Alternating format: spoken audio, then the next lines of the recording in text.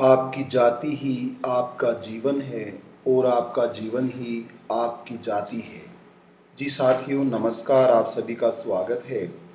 सुजाता गिरला के द्वारा लिखित पुस्तक पर आधारित यह व्याख्यान जो हाथी के पाँव में चींटी की शीर्षक से यहाँ हम परिचर्चा के लिए लेकर आए हैं।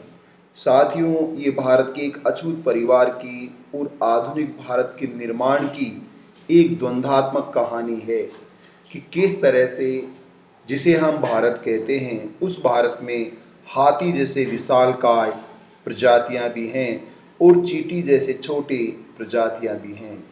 ये मानव और मानव के बीच, महिला और पुरुष के बीच और तथाकथित स्वघोषित उच्च जाति और निम्न जाति के बीच भेदभाव की, अपमान की, अन्याय की और संघर्ष की एक गाथा है। जी साथियों, हर किसी की एक कहानी होती है और उस कहानी का एक किरदार होता है और उस किरदार की कुछ कश्तियाँ होती हैं जिनके बारे में हमें जानना होता है।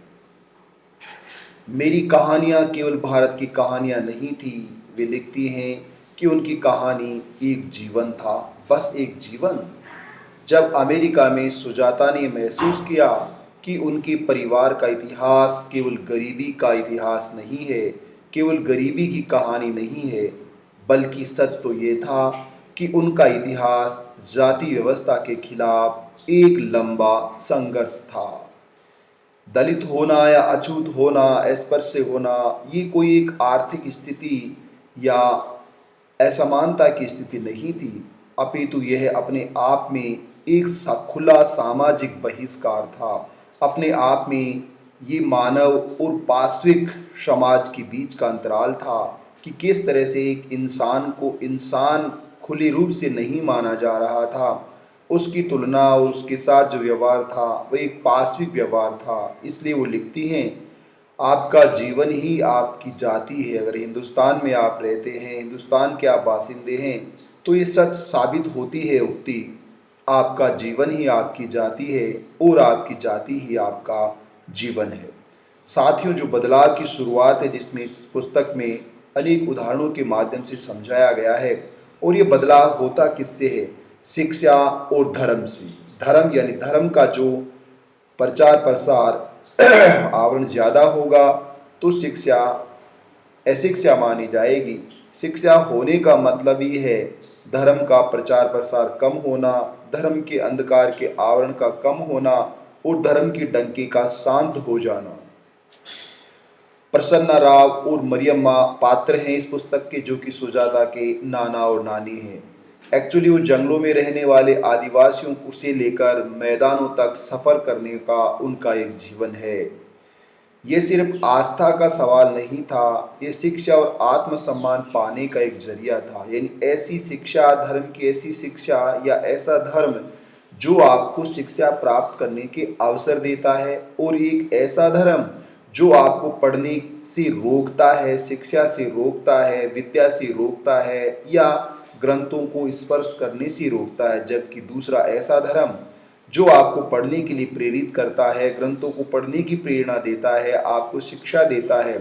एक्चुअली वो मिशनरी थी। मिशनरी स्कूलों ने उन्हें वह हथियार दिया जिससे जाति व्यवस्था डरा करती थी, और उसका नाम था साक्षरता। जी साथियों, यही शिक्षा है जिस शिक्षा के माध्यम से आप जान पाते हैं कि धर्म आपका शोषण किस तरह से कर रहा है, या मंदिर केवल ब्राह्मणों की शोषण करने की दुकानें किस तरह से हैं। किस तरह से आधुनिक भारत में भी जो सार्वजनिक स्थान थे, पब्लिक प्लेस थे, गार्डन उद्यान थे, घूमने के खुले मैदान थे, और जो सड़कों के बीच का ग्रीन कॉरिडोर था, उन सब जगह इन्होंने किस तरह से धार्मिक स्थलों ने अवैध कब्जा कर रखा है, हर कॉलोनी में, हर गांव में, हर शहर में और हर सड़क पर। ये हम देख सकते हैं कि ये एक्चुअली शिक्षा नहीं, अशिक्षा है। ये धर्म की द्वंद्व की अशिक्षा है। आज़ादी किसके लिए? सामान्यतः सुजाता लिखती, हम सब लोग ऐसा सोचते हैं जो पढ़े लिखे हैं और जो पढ़े लिखे नहीं हैं, कि भारत को आज़ादी मिली एक्चुअली 15 अगस्त 1947 को। लेकिन ये आज़ादी किसके लिए? अंग्रेज चले गए, लेकिन क्या दलितों के लिए, अछूतों के लिए, महिलाओं के लिए कुछ बदला? नहीं, कुछ भी तो नहीं बदला। उनकी स्थिति में बहुत कम सुधार हुआ है, अपितु आज भी वही तमाम तरह के कानून और व्यवस्था और संविधान और प्रशासन, लॉ एंड ऑर्डर होने के बावजूद भी उनकी स्थिति में कोई काफ़ी खासा बदलाव नहीं आया है। एक युवा छात्र जो सत्यम है, सुजाता के मामा से वह पूछता है, क्या तुम्हें लगता है कि आज़ादी तुम्हारे और मेरे जैसे लोगों के लिए है? नहीं, एक्चुअली जैसा भगत सिंह कहते हैं और जैसा पेरियार कहते हैं, ये आज़ादी ईसाइयों ने ब्राह्मणों और बनियाओं के हाथों में सौंप दी है और वो इस आज़ादी के माध्यम से भारत के अन्य तबकों को गुलाम बनाकर रखते हैं। राज्य रूपी इस मैकेनिज्म के माध्यम से राज्य रूपी संस्था को अपने नियंत्रण में लेकर राज्य के तमाम संसाधनों का प्रयोग केवल कुछ जाति विशेष समुदायों के द्वारा किया जा रहा है। बाकी लोग बस संघर्ष के लिए कतार में खड़े हैं, लाइन में खड़े हैं। नेहरू के नए भारत में भी जाति का पुराना ढांचा ज्यों का त्यों खड़ा था।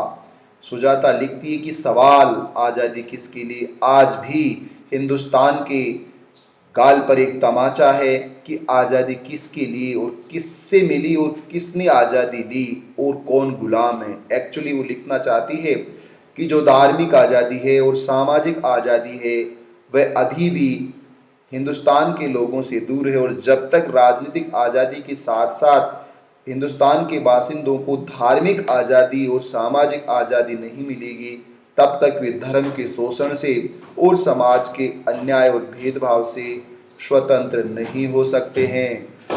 कवि और क्रांतिकारी सत्यम की कविताओं से जैसा लगता है, तेलुगु साहित्य और श्री श्री की कविताओं ने सत्यम को आवाज़ दी। सत्यम ने जब कॉलेज में मार्क्सवाद और दुनिया भर के संघर्षों जैसे कि लुईस एस्विथ मुक्केबाज के संघर्ष के बारे में जाना, तो उसे मालूम चला कि किस तरह से जो शोषण है, अन्याय है, असमानता है, गुलामी, उसके विरुद्ध संघर्ष किया जाता है और समानता क्या होती है। सत्यम ने महसूस किया कि केवल राजनीतिक आज़ादी ही हमारे लिए काफ़ी नहीं है, सामाजिक समानता के लिए हमें एक बड़ी क्रांति की जरूरत है, और वो क्रांति है धार्मिक क्रांति, और वो क्रांति है सामाजिक क्रांति, आर्थिक क्रांति। तेलंगाना का संघर्ष हमें याद दिलाता है कि किस तरह से आज़ादी के लिए संघर्ष किया गया।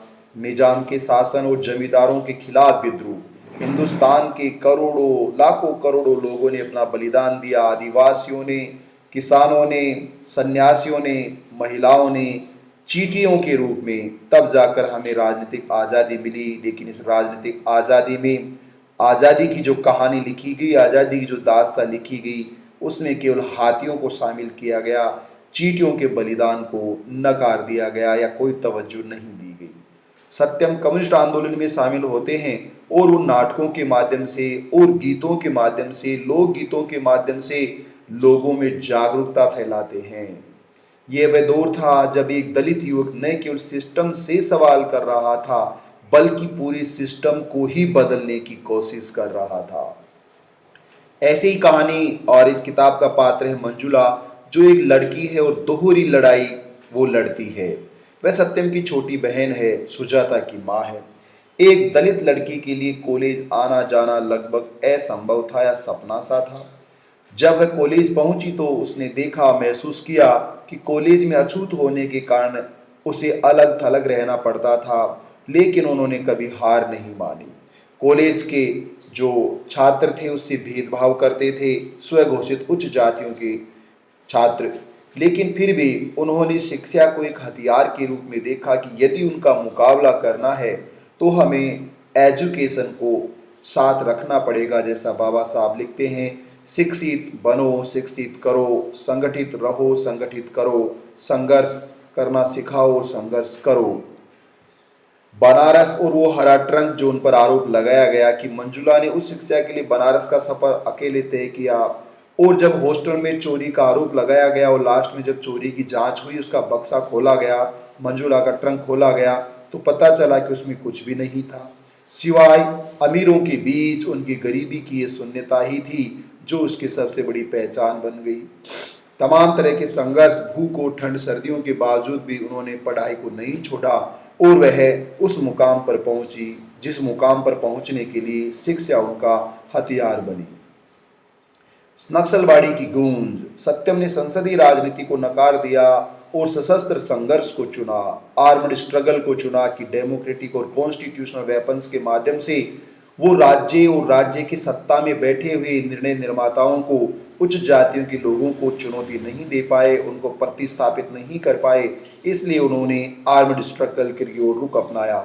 वे पीपुल्स वार ग्रुप पीडब्ल्यूजी के संस्थापकों में से एक बन गए और अंततः उन्होंने अपने जंगल, जमीन और जल इन सब के लिए छिपाव और पुलिस से भागना जैसी नीति अपनाई। एक आदर्शवादी जो समाज को जड़ से बदलना चाहता था, उसका उद्देश्य था कि भारत को राजनीतिक आज़ादी मिलने के बाद भी जिन उच्च जातियों ने भारत राज्य पर कब्जा कर रखा है, वे धार्मिक और सामाजिक अन्याय कर रहे हैं। धार्मिक और सामाजिक गुलामी को उन्होंने बरकरार रखा हुआ है। उस सामाजिक और धार्मिक गुलामी से आज़ादी कैसे मिले, उस आज़ादी के लिए उन्होंने फिर से वैसे ही संघर्ष की बात कही जो अंग्रेजों के खिलाफ संघर्ष किया था।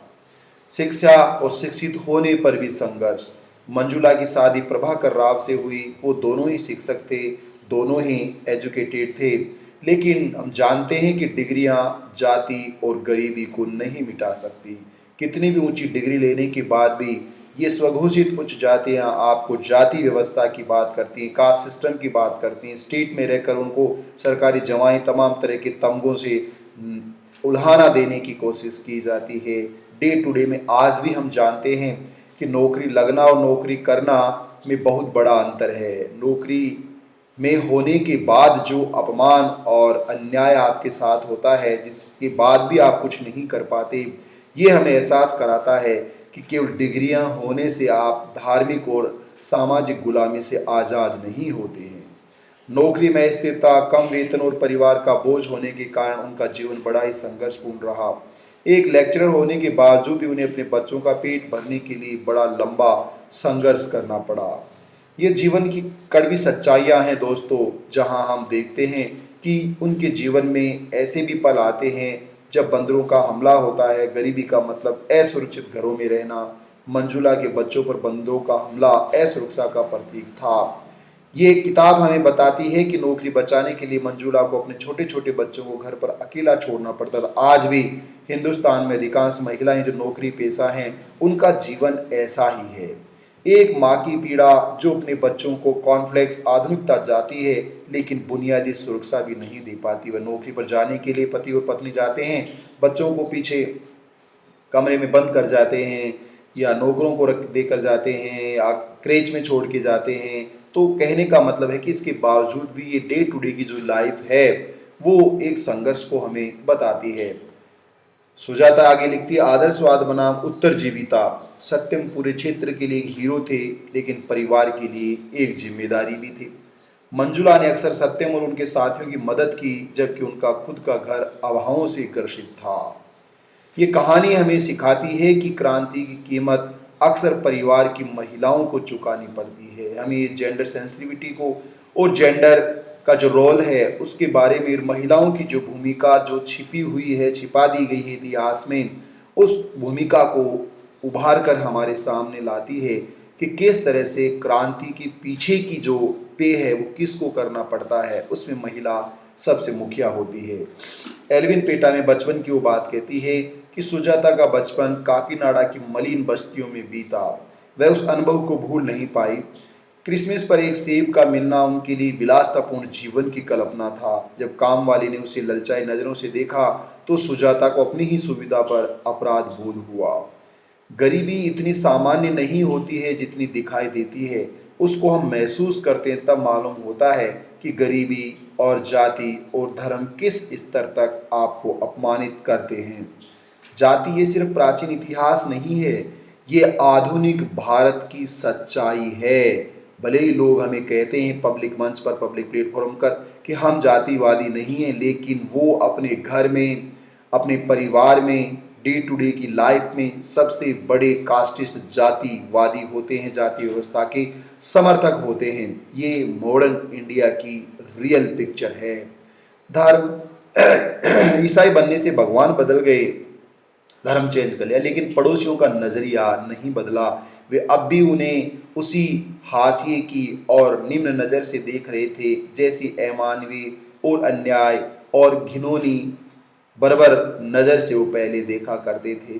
नारीवाद ये दलित महिलाओं का संघर्ष तिहरा संघर्ष है, जहाँ महिलाओं को जाति से संघर्ष करना पड़ता है, फिर एक वर्ग विशेष से संघर्ष करना पड़ता है और उसके बावजूद पैट्रियार्की के खिलाफ भी संघर्ष करना पड़ता है। तो इस सुजाता की कहानी का जो सारांश है वो 3 शब्दों में है, कास्ट सिस्टम के माध्यम से, रिलीजियस सिस्टम के माध्यम से और फेमिनिस्ट जो अप्रोच है उसके माध्यम से, कि 3 मोर्चों पर एक महिला का जीवन संचालित होता है जहां उसको तीनों ही जगह आजीवन संघर्ष करना पड़ता है। चींटियां जो हाथियों के बीच जी रही हैं, ये सबसे बड़ा वाक्य। चींटियां हैं, उनका इम्पोर्टेंस है, लेकिन वो किन के बीच जी रही हैं? हाथियों के बीच। हाथी कब पैर रख दे और कब चींटी को कुचल दे ये मालूम नहीं है। सुजाता की ये पुस्तक हमें याद दिलाती है कि आधुनिक भारत का निर्माण सिर्फ नेताओं ने, हाथियों ने नहीं किया है, अपितु ये उन लाखों करोड़ों चींटियों के पसीने, खून और आंसुओं से बना है, उनसे सींचा हुआ है जिन्होंने अपनी जगह बनाने के लिए हाथियों से, सिस्टम से टक्कर ली है। और ये संघर्ष कभी न खत्म होने वाला सफर है। इसलिए आइए साथियों, सुजाता की इस प्रेरणा से हम ये शपथ लेते हैं, प्रतिज्ञा करते हैं कि हम इस संघर्ष में हमेशा हाजिर रहेंगे, इस संघर्ष में हम आधार बनेंगे ताकि आने वाले समय में हिंदुस्तान के बासिंदों को धार्मिक और सामाजिक आज़ादी भी मिल सके और हम समानता, स्वतंत्रता और न्याय के मूल्यों को स्थापित करने में अपना संघर्ष और सहयोग दे सकें। Thank you so much.